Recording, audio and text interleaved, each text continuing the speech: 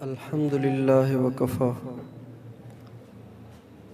والسلام على عباده الذين اصطفى أما بعد فأعوذ بالله من الشيطان الرجيم بسم الله الرحمن الرحيم وكذلك جعلناكم أمة وسطا وقال تعالى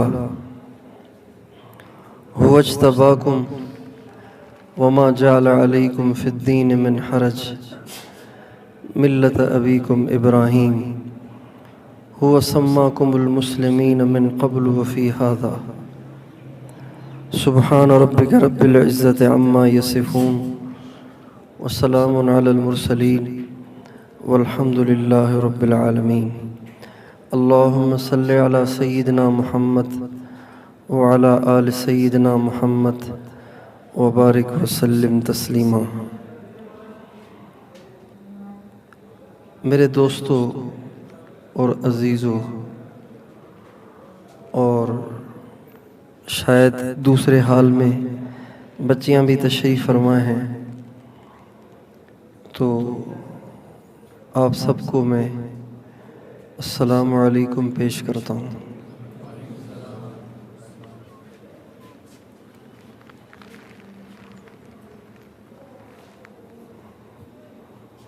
تھوڑا ٹائم ہے، چند گزارشات ہیں جو ہماری اس وقت کی ضرورت ہے۔ سب سے پہلی چیز تو یہ کہ اللہ تعالیٰ کا ہمارے اوپر فضل اور احسان ہے کہ اللہ تعالیٰ نے ہمیں ایمان کی دولت سے نوازا ہے۔ ہم مسلمان ہیں، ہم مسلم ہیں، اللہ تعالیٰ نے ہمیں مسلم بنایا ہے۔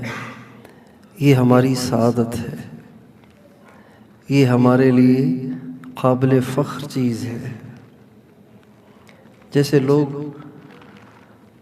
اپنی قومیت پہ فخر کرتے ہیں، اپنے عہدے پہ فخر کرتے ہیں، اپنے گھر پہ فخر کرتے ہیں، اپنی گاڑیوں پہ فخر کرتے ہیں، جنہیں اللہ نے حسن دیا ہو وہ اپنے حسن پہ ناز کرتے ہیں، جنہیں اللہ نے اچھی آواز دی ہو وہ اپنی اچھی آواز پہ ناز کرتے ہیں، جنہیں اللہ نے اور صلاحیتیں دی ہوں تو وہ اپنی صلاحیتوں پہ ناز کرتے ہیں۔ تو جتنی چیزوں پہ ناز کیا جاتا ہے، عہدہ ہو، قومیت ہو اور شہرت ہو، یہ سب چیزیں اس قابل نہیں ہیں کہ ان پہ فخر کیا جائے، اس لیے کہ یہ سب چیزیں انسان کے جسم سے روح کے نکلتے ہی چھوٹ جاتی ہیں۔ جب انسان مر جاتا ہے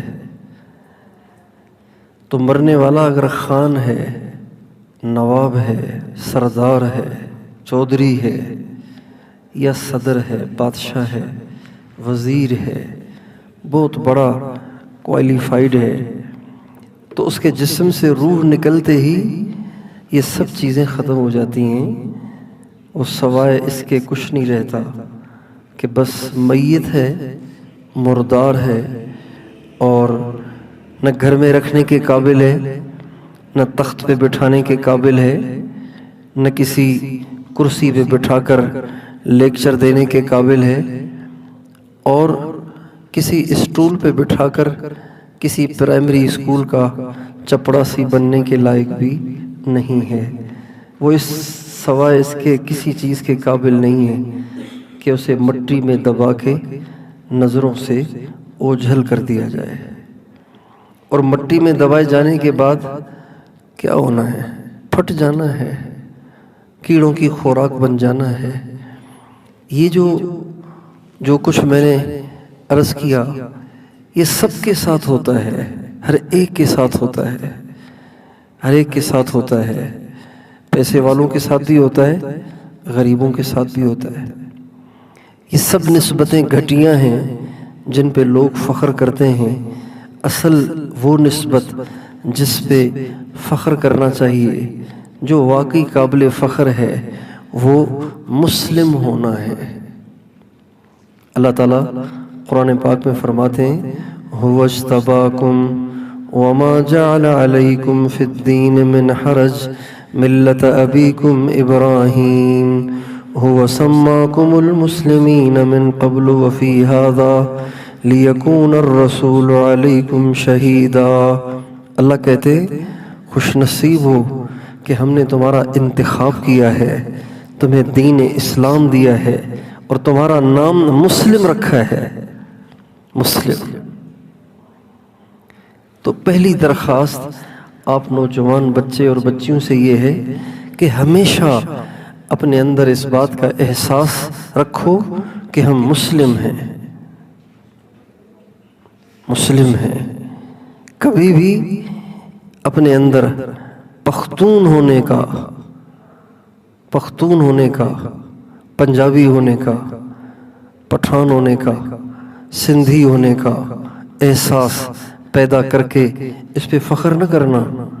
اللہ کی نظروں سے انسان جب قومیت کی بنیاد پہ فخر کرتا ہے، جب زبان کی بنیاد پہ فخر کرتا ہے، اللہ کی نظروں سے گر جاتا ہے۔ اللہ تعالیٰ فرماتے ہیں یا ایھا الناس انا خلقناکم من ذکر وانثی وجعلناکم شعوبا وقبائل لتعارفوا ان اکرمکم عند اللہ اتقاکم۔ اے دنیا بھر کے انسانوں، چاروں صوبوں کے رہنے والے انسانوں، 6 بر اعظم میں رہنے والے انسانوں، ہم نے تمہیں ایک نر ایک مادے سے بنایا ہے اور پھر تم میں قومیں بنائی ہیں، ذاتیں بنائی ہیں، زبانیں بنائی ہیں، علاقے بنائے ہیں، اس لیے نہیں کہ تم اس پہ فخر کرو، اس لیے بنائی ہیں تاکہ تعارف ہو۔ بھئی آپ کہاں کے ہیں کہ جی میں شانگلہ کا ہوں، آپ کہاں کے ہیں کہ جی میں کے پی کے کا ہوں، آپ کہاں کے ہیں کہ جی میں سندھ کا ہوں۔ اچھا آپ کا نام کیا ہے؟ عبداللہ۔ تو عبداللہ تو دنیا میں بہت سے ہیں، کون سا عبداللہ؟ کہ جی شانگلہ والا عبداللہ۔ تعارف کے لیے ہے، انٹروڈکشن کے لیے ہے، فخر کے لیے نہیں ہے۔ آگے اللہ فرماتے ہیں پھر فخر کس پہ کیا جائے؟ ان اکرمکم عند اللہ اتقاکم۔ فخر کرو تقوی پر، فخر کرو ایمان پر، فخر کرو اسلام پر، فخر کرو دین پر کہ اللہ تیرا شکر ہے کہ تو نے ہمیں ماں ایسی دی جو ماں کلمہ گو تھی، تو نے ہمیں ایسا باپ دیا جو کلمہ گو تھا، تو نے ہمیں ایسا گھرانہ دیا جو کلمہ گو تھا۔ فار ایگزامپل اگر ہم سب کے سب کسی عیسائی کے گھر میں پیدا ہوتے تو بتائیے ہم مسلمان ہو سکتے تھے؟ کسی ہندو کے گھر میں پیدا ہوتے، انڈیا کی کسی گاؤں میں پیدا ہوتے تو دوستو ہم ہندو ہوتے، ہم مسلمان نہ ہوتے۔ ہمارا مسلمان ہونا یہ محض اللہ کا فضل ہے، یہ محض اس کا کرم، اس کی نعمت ہے، یہ اس کا احسان ہے، ورنہ ہم نے اسلام کے لیے کون سی کوششیں کی ہیں، کون سی محنت کی ہے۔ اسلام کو ہم نے کسی کوشش سے حاصل نہیں کیا۔ ہاں حضرت بلال نے اسلام کو بڑی کوششوں سے کمایا تھا، حضرت عمار نے، حضرت سمیہ نے، اور حضرت خباب نے، اور حضرت صہیب نے، اور حضرت ذنیرہ نے۔ یہ وہ صحابہ ہیں جو مکے کے گرے پڑے لوگ شمار ہوتے تھے، جو ہی انہوں نے کلمہ پڑھا تو مکے کے سارے سردار اور مکے کے غریب امیر سب ان کے دشمن ہو گئے۔ اتنا ان کو ستایا کہ آج اس کا تصور نہیں کیا جا سکتا۔ انہوں نے ان ساری تکلیفوں کو سہ کر اسلام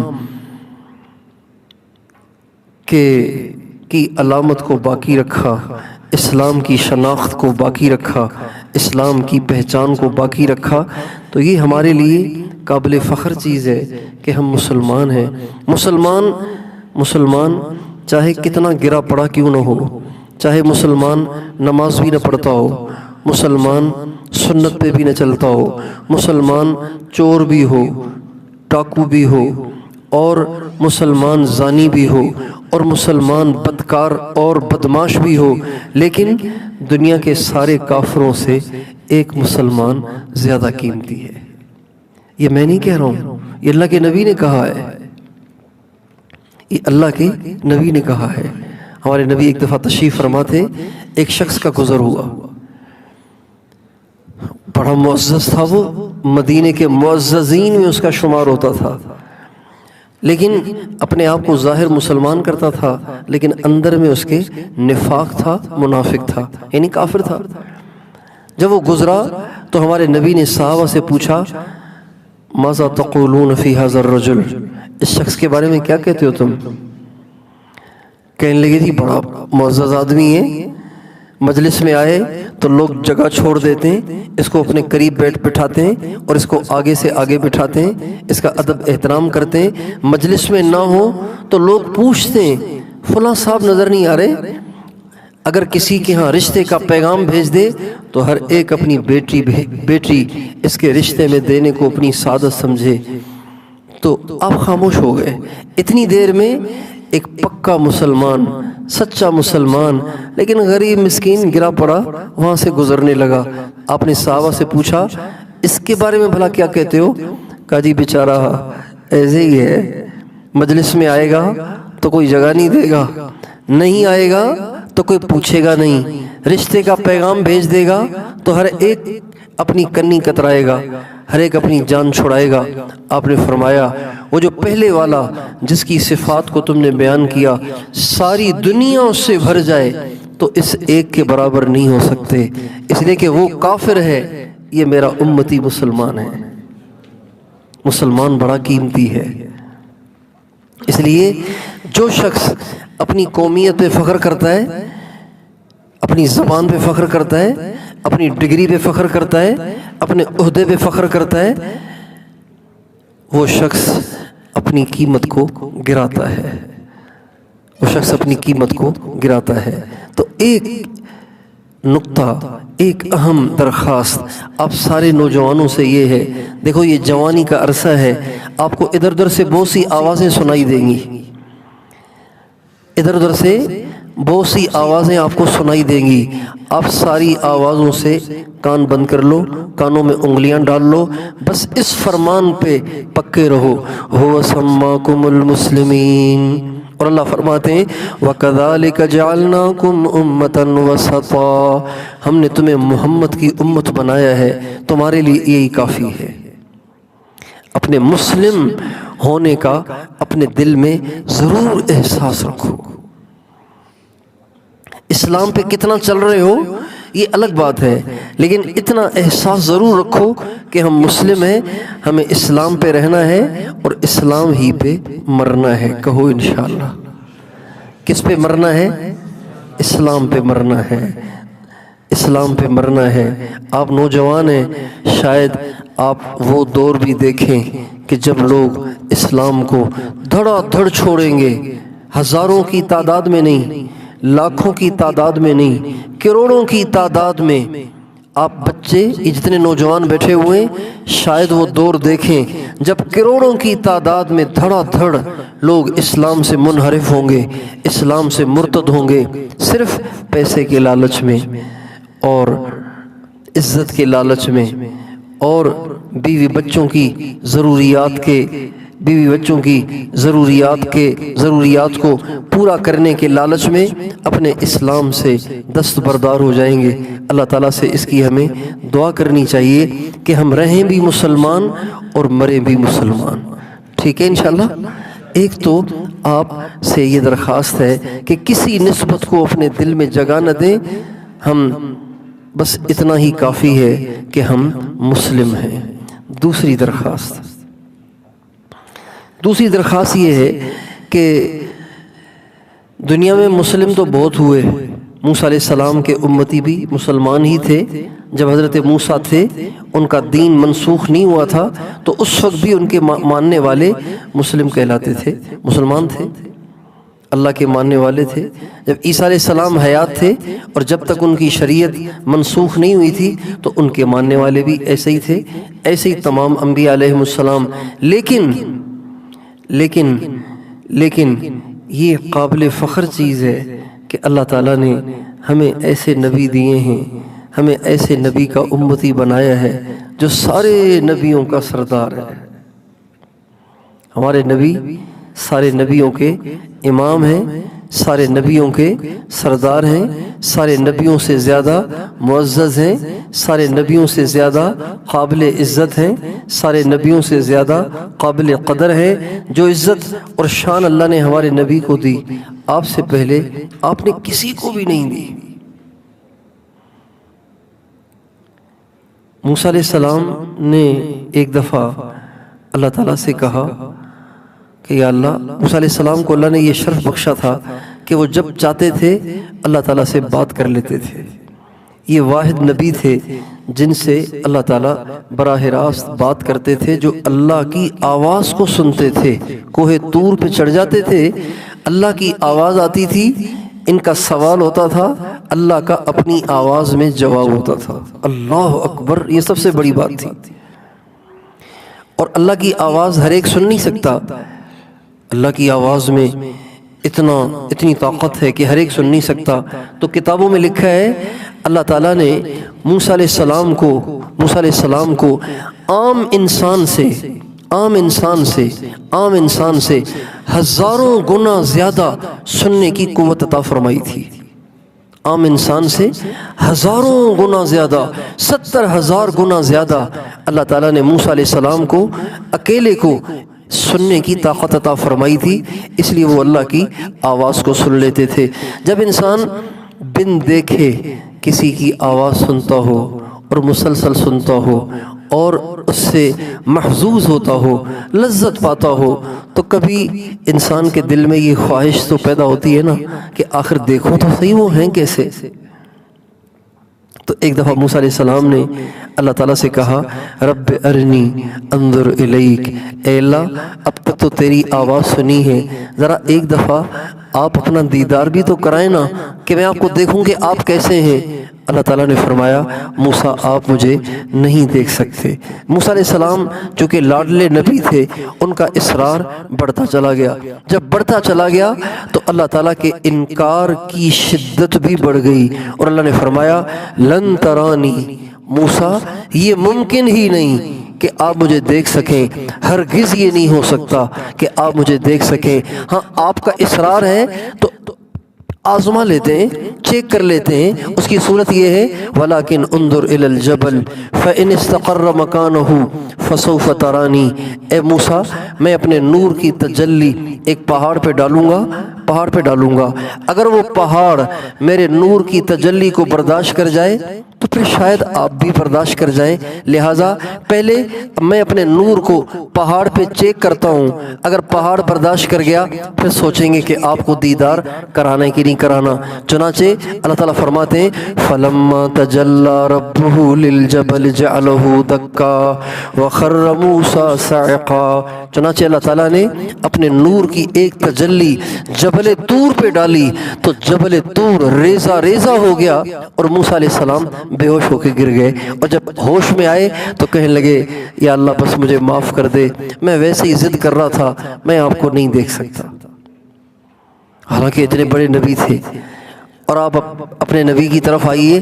ہمارے نبی، حدیث کی کتابوں میں آتا ہے، آپ علیہ السلام بیت اللہ شریف میں، اور ایک روایت میں آپ علیہ السلام حضرت ام ہانی، یہ حضرت علی المرتضیٰ کی ہمشیرہ ہیں، ان کے گھر میں لیٹے ہوئے تھے۔ حضرت جبریل علیہ السلام کو اللہ تعالیٰ نے جنت کا براق دے کر بھیجا اور فرمایا، میرے نبی کو میرے پاس لے کر آؤ، میرا دل چاہتا ہے کہ آج میں اپنے نبی کو اپنا دیدار کراؤں۔ ادھر اصرار کر رہے ہیں اور ادھر انکار ہو رہا ہے، ادھر اصرار بھی نہیں ہے، مطالبہ اور درخواست اور دعا بھی نہیں ہے، لیکن بیٹھے بٹھائے اللہ تعالیٰ اپنے محبوب کو بلا رہے کہ ان کو بلا کے لاؤ تاکہ میں ان کو اپنا دیدار کراؤں۔ چنانچہ نبی کریم صلی اللہ علیہ وسلم کو براق پہ بٹھایا گیا اور براق پہ بٹھا کے آپ کو مسجد اقصی بیت المقدس لے جایا گیا، اور وہاں پہ جب آپ گئے تو آپ نے دیکھا کہ ایک بہت بڑا مجمع وہاں کھڑا ہوا تھا۔ حضرت جبریل سے پوچھا، جبریل یہ اتنے سارے لوگ کون یہاں جمع ہیں؟ تو کہا، یا رسول اللہ یہ آدم علیہ السلام سے لے کر عیسیٰ علیہ السلام تک 1,24,000 انبیاء کو اللہ تعالیٰ نے جمع کیا ہے۔ 1,24,000 انبیاء کو اللہ تعالیٰ نے جمع کیا ہے۔ یہ سارے انبیاء آج آپ کے پیچھے نماز پڑھیں گے، آپ امام بنیں گے، یہ مقتدی بنیں گے، تاکہ رہتی دنیا تک یہ بات ثابت ہو جائے کہ محمد آئے تو آخر میں تھے لیکن سب کے امام اور سردار بن کے آئے۔ اللہ تعالیٰ نے ہمارے نبی کو ایسی عزت بخشی ہے۔ تو جب کسی عزت والے سے نسبت ہو جائے نا، تو جس کی نسبت ہو وہ بھی معزز بن جاتا ہے۔ ایک آدمی کا بھائی ایم این اے ہے، تو ایم این اے تو ہے ہی معزز، اس کا بھائی بھی معزز ہو جاتا ہے۔ ایک آدمی ایم پی اے ہے، اس کا بھائی ایم این اے نہیں ہے لیکن اس کی وجہ سے یہ بھی معزز ہو جاتا ہے۔ ایک اینٹ ہے، جب وہ بیت اللہ کے مطاف میں لگتی ہے تو ایک عام سی اینٹ ہے، لیکن بیت اللہ کے مطاف میں لگ کر وہ بھی معزز اور محترم بن جاتی ہے۔ ہم سب اور آپ، ہمارے سارے مسلمان چاہے کتنے گرے پڑے کیوں نہ ہوں، لیکن بھائیو یہ بڑے معزز، بڑے محترم ہیں، اس لیے کہ انہیں محمد مصطفیٰ کی نسبت حاصل ہے۔ تو اس نسبت پہ ہمیں ناز ہونا چاہیے کہ اللہ تعالیٰ نے ہمیں حضرت محمد صلی اللہ علیہ وسلم کا امتی بنایا ہے۔ اس نسبت پہ ہمیں رہنا چاہیے، اور اس نسبت کی وجہ سے ہمیں ہر ایک سے محبت کرنی چاہیے۔ اب یہ نسبت کسی سندھی کو حاصل ہے، ہمارا بھائی ہے، کسی پنجابی کو حاصل ہے، ہمارا بھائی ہے، کسی بلوچ کو حاصل ہے، ہمارا بھائی ہے، کسی بروہی کو حاصل ہے، ہمارا بھائی ہے۔ اور یہ نسبت اگر ہمارے گھر کے کسی فرد کو حاصل نہیں ہے تو اس سے ہمارا رشتہ نہیں ہے، اس سے ہمارا رشتہ نہیں ہے۔ آپ سمجھ رہے ہیں ساری بات؟ آپ سمجھ رہے ہیں نا؟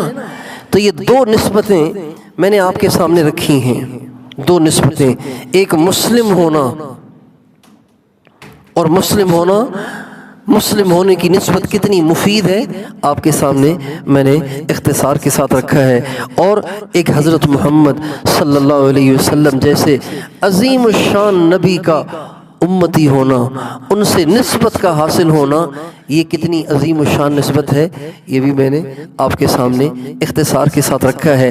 ایک تو آپ سارے نوجوانوں سے اور جو دوسرے حال میں بیٹھی ہوئی ہماری بچیاں ہیں، ان سب سے یہ درخواست ہے، ان دو نسبتوں کی لاج رکھنا، ان دو نسبتوں کا احساس رکھنا، ان دو نسبتوں کو ہمیشہ یاد رکھنا، ان دو نسبتوں کو کبھی بھولنا نہیں۔ میں مسلم ہوں اور میں حضرت محمد صلی اللہ علیہ وسلم کا امتی ہوں، اور قیامت کے دن جب ہم قیامت کے دن پیش کیے جائیں گے تو وہاں یہ نسبت تھوڑی کام آئے گی کہ بھئی یہ پاکستانی ہے لہذا جاؤ فردوس میں، یہ انڈین ہے جاؤ جہنم میں، یہ نسبت کام نہیں آئے گی۔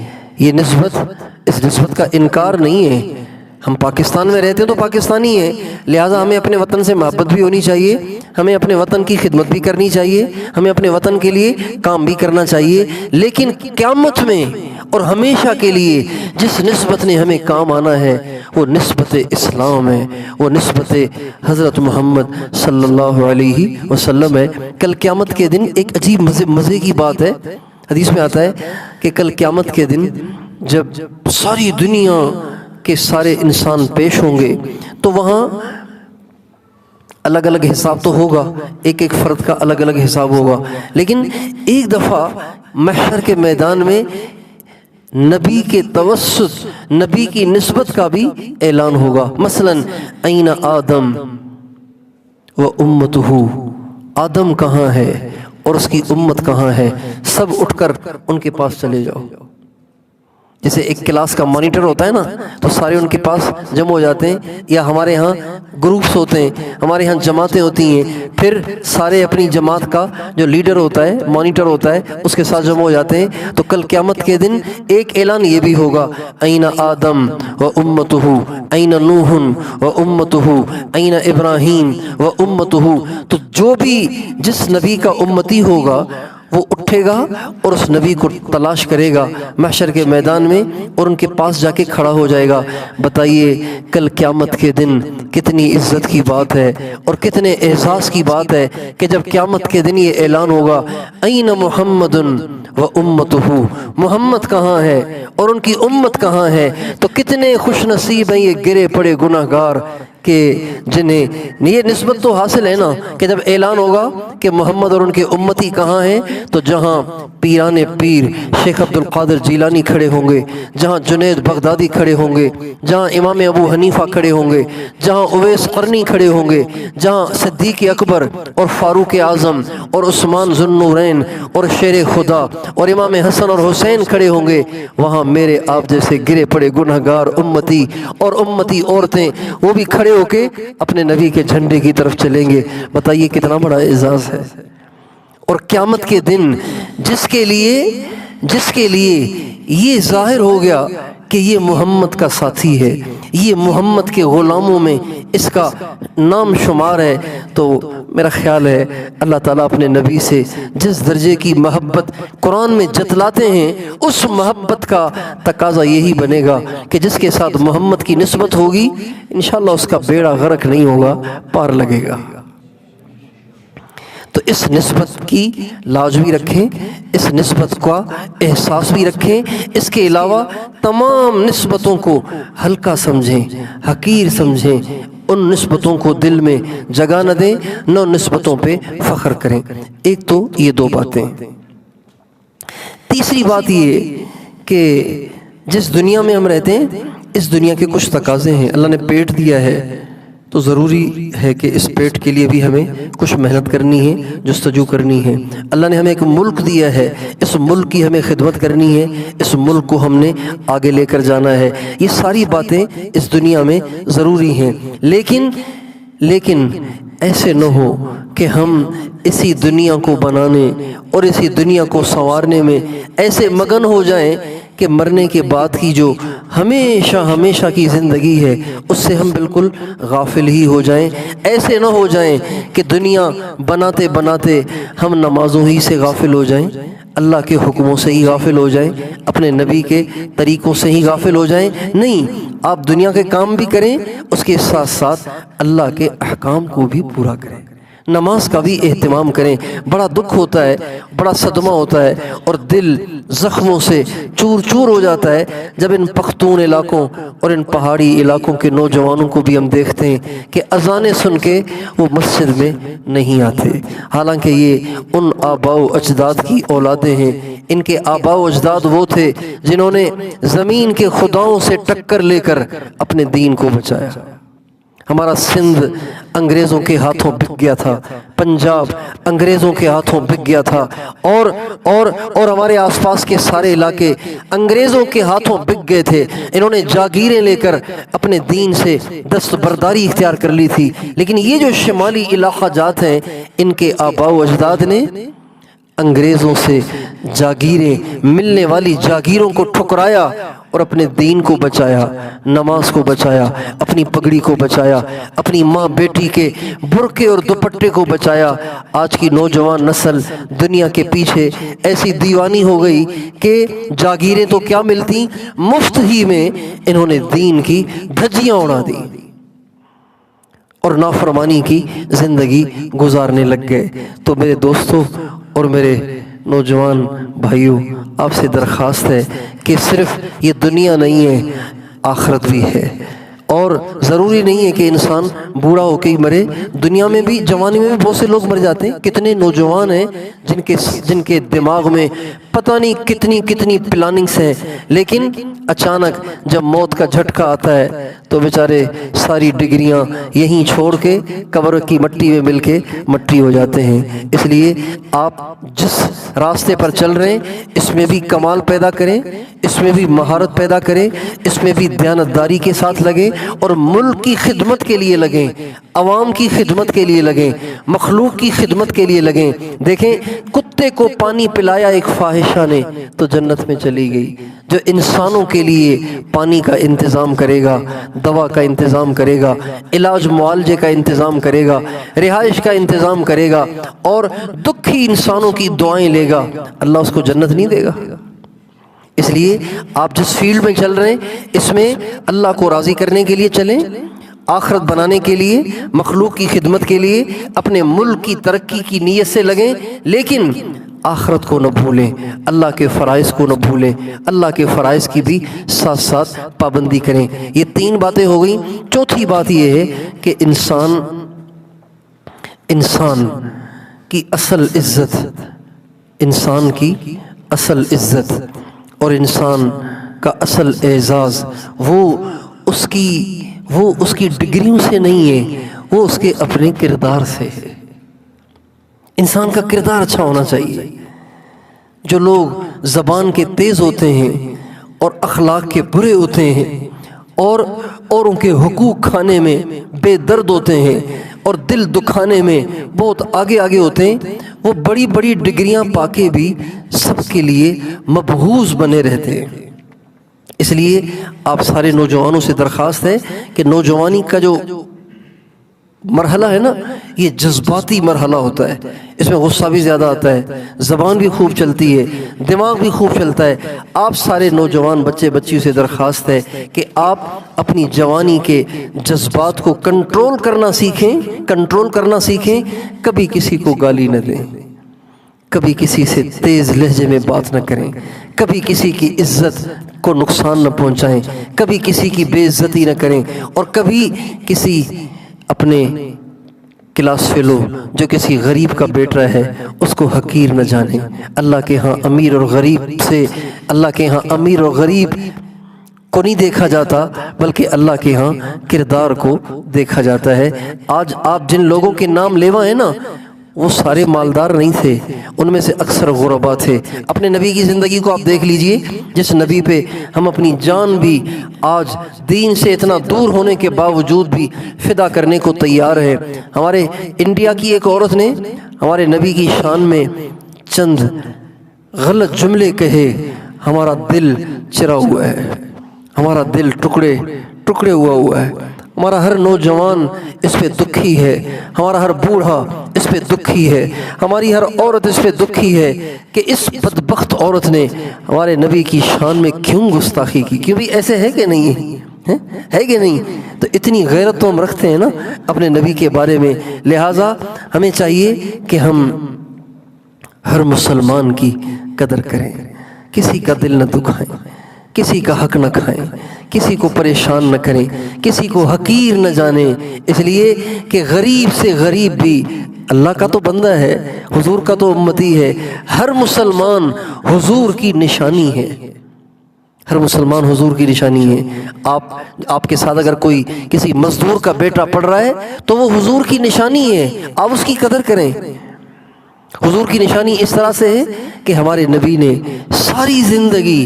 ساری زندگی آنسو بہائے، لمبی گھنٹوں دعائیں مانگیں، خدائے پاک کی قسم حضرت فاطمہ کے لیے نہیں، حضرت عائشہ کے لیے نہیں، امام حسن حسین کے لیے آپ نے گھنٹوں دعائیں نہیں کیے، ہمیشہ گھنٹوں آپ نے آنسو اپنی امت کے ہر مسلمان کے لیے بہائے ہیں۔ آج جس مسلمان کو غریب سمجھ کر آپ نگاہوں سے گراتے ہیں اور اس کے لیے ہلکے الفاظ استعمال کرتے ہیں اور اس کا دل دکھاتے ہیں اور اس کو تحقیر آمیز لہجے میں اس کو مخاطب کرتے ہیں، یہ وہ ہے جس کے لیے حضور نے آنسو بہائے تھے۔ لہٰذا اپنے کردار کو اچھا کریں، اپنے اندر بردباری اور برداشت پیدا کریں، ناگواریاں آئیں اسے برداشت کریں۔ ہمارے نبی نے ایک دفعہ صحابہ سے پوچھا، ما تعدون فیکم الصراع، تم پہلوان کسے کہتے ہو؟ کہا جی پہلوان اسی کو کہیں گے کہ جو لوگوں کو بچھاڑ دے، لوگوں کو کشتی میں گرا دے۔ اور ہمیں نہیں، میرے نزدیک پہلوان وہ نہیں ہے جو لوگوں کو کشتی میں گرائے، میرے نزدیک پہلوان وہ ہے الذی یملک نفسہ عند الغضب، جب غصہ آئے تو اپنے آپ پہ قابو پائے، میرے نزدیک وہ پہلوان ہے۔ تو اب سارے بچے ہمیشہ کے لیے اپنے غصے پہ قابو پائے۔ دیکھیں ابھی آپ نوجوان ہیں، آپ کی شادیاں ہوں گی، آپ کے بچے ہوں گے، آپ کی فیملیاں بنیں گی۔ اگر آپ نے اس عمر میں اپنی طبیعتوں پہ کنٹرول کرنا نہ سیکھا، گھروں کو نہیں چلا پاؤ گے۔ یہ بچیاں اپنے گھروں کو نہیں چلا پائیں گی، آپ اپنے گھروں کو نہیں چلا پائیں گے۔ میں ابھی چند دن پہلے ایک دارالافتاء جہاں سے فتوے جاری ہوتے ہیں وہاں بیٹھا ہوا تھا، تو مجھے انہوں نے بتایا کہ روزانہ کتنے کیسز آتے ہیں کہ خاوند نے ابھی نئی نئی شادی ہوئی ہے، غصے میں آ کے بیوی کو 3 طلاقیں دے دی، اور اب روتا پھرتا ہے کہ اب کیا ہوگا، ایک مجھے بچہ ہے، میری ابھی شادی ہوئی تھی، 1.5 سال ہوا ہے، ایک میرا بچہ ہے، میں تو برباد ہو جاؤں گا اگر یہ میری بیوی مجھ سے چھوٹ گئی۔ اس لیے اپنے کردار کو اچھا کریں، اپنی طبیعتوں پہ کنٹرول کریں، برداشت کرنا سیکھیں۔ ہمارے نبی غصے کو نکالنے والے نہیں تھے، ہمارے نبی غصے کو پینے والے تھے۔ تو آپ سارے نوجوان بچے و بچیاں اپنے کردار کو اچھا کریں گے انشاءاللہ، بردباری پیدا کریں گے، برداشت پیدا کریں گے۔ کوئی گالی بھی دے دے نا تو یہ نہ کہو کہ یہ کون ہوتا ہے مجھے گالی دینے والا، اس کی ایسی کی تیسی، میں نہیں چھوڑوں گا اسے، ایسے مت بنو۔ ہمارے نبی ایسے نہیں تھے۔ امام زین العابدین، امام حسین کے بیٹے، کتنا معزز خاندان ہے، کتنی عظیم الشان نسبت ہے۔ امام زین العابدین مسجد سے نکل رہے تھے، ایک شخص آیا۔ اس زمانے میں جو اہل حکومت تھے وہ اہل بیت کو پسند نہیں کرتے تھے۔ اس زمانے کے جو اہل حکومت تھے وہ اہل بیت کو پسند نہیں کرتے تھے۔ کیوں؟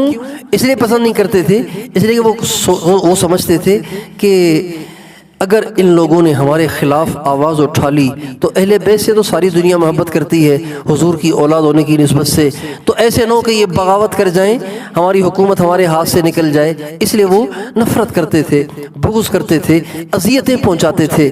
تو امام زین العابدین مسجد سے نکل رہے تھے تو یوں ہی کوئی حکومت کا چیلا شخص ہوگا، وہ آیا اور اس نے امام زین العابدین کو اتنی گالیاں دیں، اتنا برا بھلا کہا، اتنا برا بھلا کہا کہ عجیب بات یہ ہے کہ وہ برا بھلا کہنے والا ہی کہتے کہتے تھک گیا، لیکن امام زین العابدین نے اس کو غصے سے گھور کے دیکھا بھی نہیں۔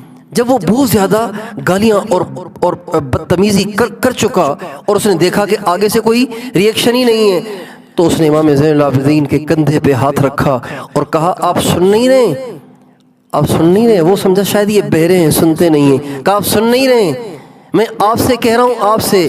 تو امام زین العابدین نے بڑی بردباری سے اس کی طرف نظر اٹھائی اور فرمایا ہاں ہاں آپ بھی سن لیں، میں بھی آپ ہی کو معاف کر رہا ہوں، میں بھی آپ کو معاف کر رہا ہوں۔ جب یہ کہا نا تو وہ شخص چیخ اٹھا اور کہنے لگا واہ واہ واہ واہ، اہل بیت کے اخلاق ایسے ہی ہونے چاہیے، ایسے ہی ہونے چاہیے۔ اور پھر اس کے بعد امام زین العابدین نے اپنی چادر اتار کے اس کو ہدیہ دی اور اپنے جیب میں جتنے پیسے تھے وہ سارے نکال کے اس کو ہدیہ دیے اور فرمایا تم نے میرے ساتھ جو کچھ کیا وہ کیا، میں نے دل میں نہیں کیا، میں نے تمہاری بات کو دل میں نہیں رکھا، میں نے تمہیں دل سے معاف کر دیا اور دل کو بھی صاف کر لیا۔ آئندہ کبھی کوئی کام پیش ہونا تو مجھے ضرور بتانا، میں تیری خدمت کروں گا۔ اس لیے ہم ان کے نام لیوا ہیں جن کے اخلاق اتنے عالی شان تھے۔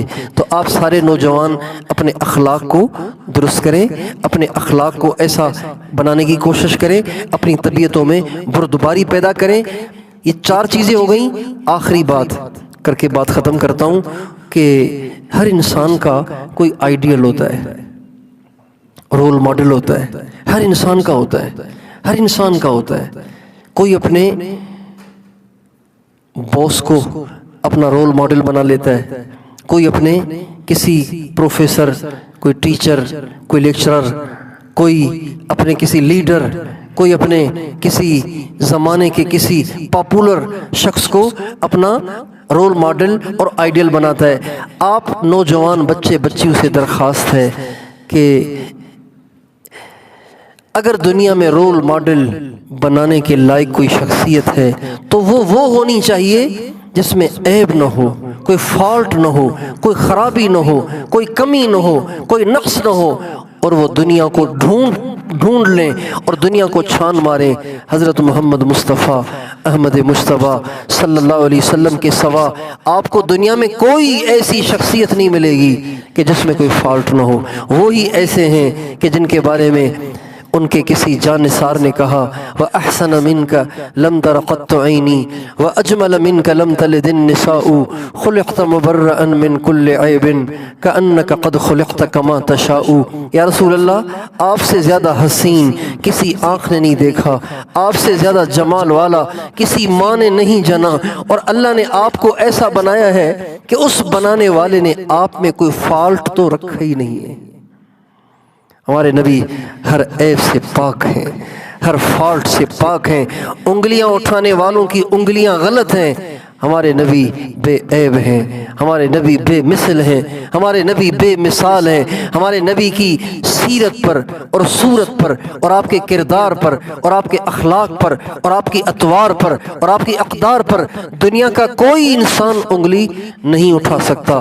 انگلیاں اٹھانے والے یا تو انگلیاں اناد میں اور بغض میں اٹھاتے ہیں یا پھر اپنے اغراض کی بنیاد پہ اٹھاتے ہیں، ورنہ ہمارے نبی ہر عیب سے بالا تر، ہر عیب سے پاک ہیں۔ لہٰذا ہمارے بھی رول ماڈل وہی ہونے چاہیے، وہ جن کا روزہ سبز گنبد کے نیچے ہے، وہ جن کا روزہ سنہری جالیوں کے پیچھے ہے۔ تو آپ سارے بچے اس کی نیت کریں کہ آج کے بعد ہمارے رول ماڈل اور ہمارے آئیڈیل سرکار دو عالم، وجہ کائنات اور محبوب رب العالمین حضرت محمد مصطفیٰ صلی اللہ علیہ وسلم ہیں۔ تیار ہیں؟ ٹھیک ہے نا؟ ہاں۔ اور جاتے جاتے ایک درخواست اور کرتا ہوں، نماز نہ چھوڑو کبھی بھی، 5 نمازیں پابندی سے پڑھو، بچیاں بھی پڑھیں، بچے بھی پڑھیں، نماز نہ چھوڑو۔ یہ پختون علاقے تو کبھی بھی نماز نہیں چھوڑتے تھے، کبھی بھی نماز نہیں چھوڑتے تھے۔ ہمارے استاد محترم پختون تھے جن سے ہم نے پڑھا، وہ فرماتے تھے اللہ کا شکر ہے ہمارے پختون کبھی قتل کرنے بھی جاتے تو پہلے نماز پڑھتے ہیں پھر قتل کرنے جاتے ہیں۔ اور پھر آگے ایک اور جملہ مزاحن فرماتے تھے اگر ہمارا کوئی پختون کبھی چوری کرنے بھی جاتا ہے نا تو پہلے 2 رکعت پڑھ کے دعا کرتا ہے۔ اتنے نماز کے پکے ہیں۔ آج کیا ہو گیا کہ یہ پڑھے لکھے مسجدوں سے دور ہو گئے، مسجد مرثیہ خواہ ہیں کہ نمازی نہ رہے، یعنی وہ صاحب اوصاف حجازی نہ رہے۔ یہ علامہ اقبال کی تفسیر پانی میں نے کہاں دیکھی؟ ہاں دفتر میں دیکھی۔ یہ انہی کا ارشاد ہے، مسجد مرثیہ خواہ ہیں کہ نمازی نہ رہے، مسجدیں چیخ رہی ہیں، چلا رہی ہیں کہ ہائے نمازی کہاں چلے گئے۔ تراہم رکعا سجدا یبتغون فضلا من اللہ ورضوانا، جن کی قرآن نے گواہی دی کہ وہ لمبے لمبے رکوع کرتے ہیں، لمبے لمبے سجدے کرتے ہیں، لمبی لمبی نمازیں پڑھتے ہیں، وہ کہاں چلے گئے؟ پتہ نہیں کہاں چلے گئے، زیر زمین چلے گئے اور مٹی میں دفن ہو گئے۔ آج کے نوجوان کو تو موبائل سے ہی ٹائم نہیں ہے، واٹس ایپ اور فیس بک اور یوٹیوب سے ہی ٹائم نہیں ہے۔ اس لیے آپ سب سے درخواست ہے 5 نمازیں پابندی سے پڑھنے کی نیت کریں گے انشاءاللہ۔ اللہ تعالیٰ ہم سب کو توفیق عطا فرمائے۔